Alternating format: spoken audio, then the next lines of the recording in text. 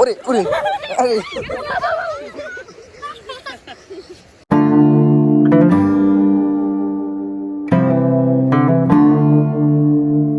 বিশাল বড় ইন্টিনার। আসসালামু আলাইকুম।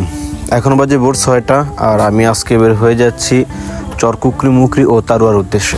এখান থেকে আমাদের যেতে হবে আগে কসফিয়া ঘাটে, তারপরে সেখান থেকে স্পিড বোটে যেতে হবে কুকরি মুকরি তারুয়ার উদ্দেশ্যে।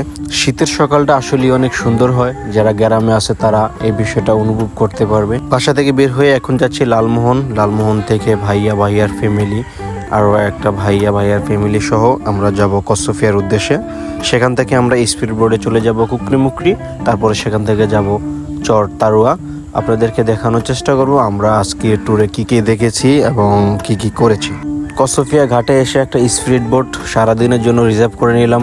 আমরা যেহেতু মানুষ প্রায় 10 জনের মতো, সেহেতু আমাদের একটা স্পিড বোটে ফুডোটা লাগবে, তার জন্য আজকে সারাদিনের জন্য রিজার্ভ করে নিলাম।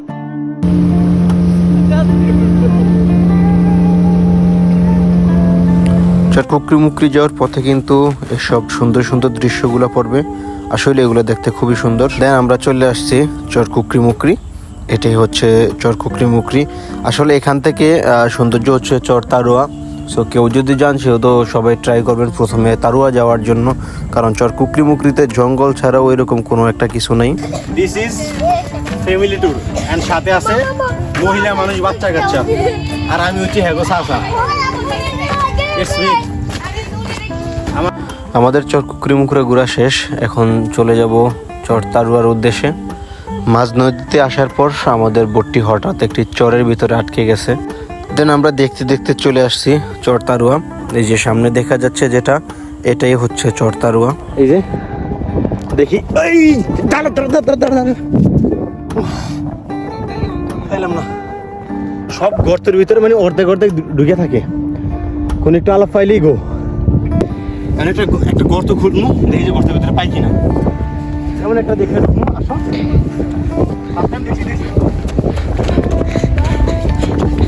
অনেকে ভাবতে পারেন আমরা বালুর ভিতরে কি করতেছি, আসলে লাল কাঁকড়া করতেছি।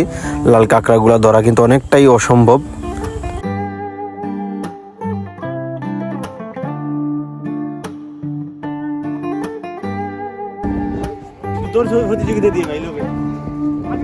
সামনে দেখতে পাচ্ছে কিছু ভাইরা একটা দৌড় প্রতিযোগিতা দিতেছে, তো আমিও তাদের সাথে জয়েন করলাম, একটু মজা নিলাম, দেখি কি হয়, পারে কিনা তাদের সাথে। ওই পাশে ঠিক সামনে একটি লাঠি রাখা আছে, তো যে দৌড় দিয়ে আগে লাঠিটি হাতে নিতে পারবে সেই কিন্তু আজকের উইনার।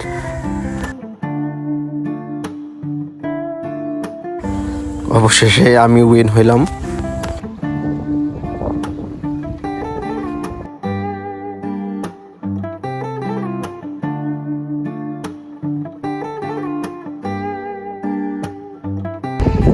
আসলে এই জায়গার লাল কাঁকড়া ধরা একেবারে অসম্ভব, আর আমি হামাইতেছি কারণ দেখছেন একটু আগে ভাইগুলোকে একটা দূর প্রতিযোগিতা দিচ্ছে, ওটা ফার্স্ট হয়েছি। ওই দূর করে তো নিয়ে পর্যন্ত হাঁপাইতেছি এখনো।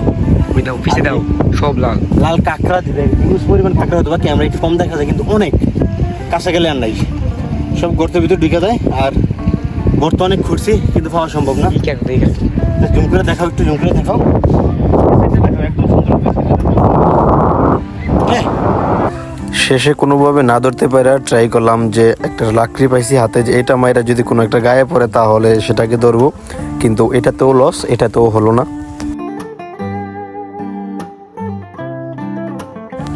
এটাই কিন্তু বাংলাদেশের শেষ অঞ্চল, এটার পরে বাংলা ছাড় কোনো অঞ্চল নাই, মানে হয়তো বা বঙ্গোপসাগরের ভিতর যে সীমানা আছে ওইটা আছে, কিন্তু বাংলাদেশের আর কোনো এলাকা বা ওইরকম বসত ভারী আর কিছু নাই, এটাই শেষ।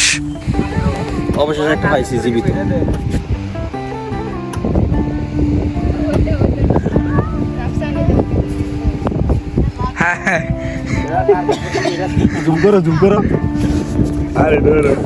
কাঁকড়া ধরার জন্য একটা লোক পুশ করে বসে রয়েছে, ঠিক আছে, যখন গর্ত থেকে উঠবে তখনই ধরবে, কিন্তু লস।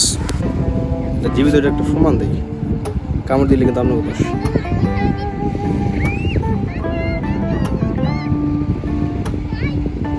কাম খেলে কি হয়েছে,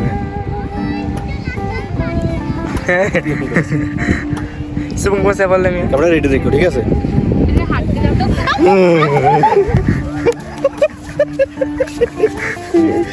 এদিকে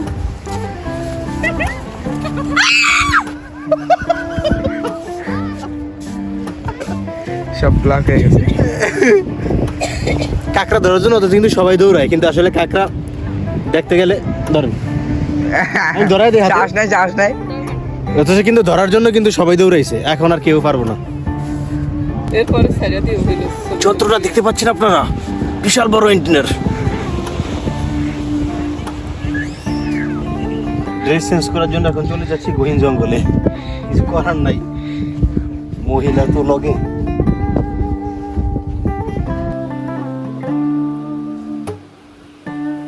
গেছে গেছে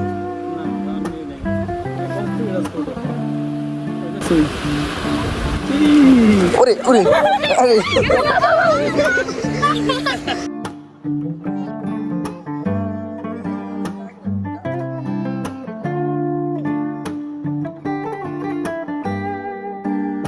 আমরা টোটাল 2টা কাঁকড়া ধরতে পারছি। এটা হচ্ছে বড় একটা 5 লিটার পানির পট ছিল, ওইটার ভিতরে নিয়ে নিতেছি বাড়িতে নিয়ে যাওয়ার জন্য। দেখেন 2টাই পটের ভিতরে বসে রয়েছে সুন্দরভাবে, নিচে কিছু বালি দিয়ে নিছি।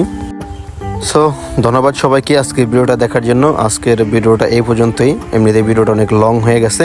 এখন আমরা ব্রেক করব বাড়ির উদ্দেশ্যে। সবাই ভালো থাকবেন, সুস্থ থাকবেন। ভিডিওটি দেখার জন্য অসংখ্য ধন্যবাদ। আল্লাহ হাফেজ।